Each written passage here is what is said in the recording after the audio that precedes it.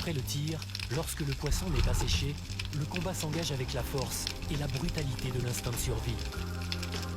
C'est à la seule force de ses bras que le chasseur lutte contre la fuite éperdue du poisson. On a du mal à imaginer la puissance d'un poisson de cette taille.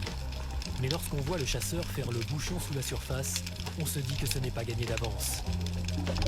Quelle que soit la taille et le poids du poisson, tout peut arriver. Le chasseur risque de s'épuiser dans cette lutte qui intervient après une longue apnée. Il n'y a aucun point d'appui dans l'eau. Il se maintient à la surface à la seule force des palmes. Seul son coéquipier pourrait lui apporter de l'aide si besoin.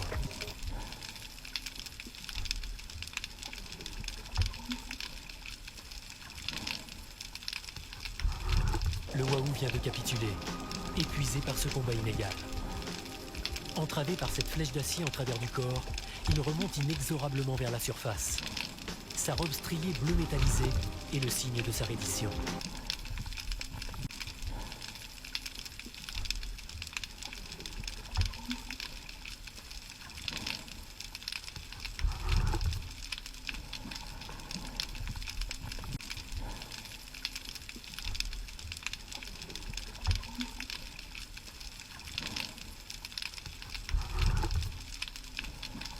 Tiré dans une partie tendre, il aurait pu se déchirer très facilement si la flèche n'avait pas été équipée d'une pointe détachable.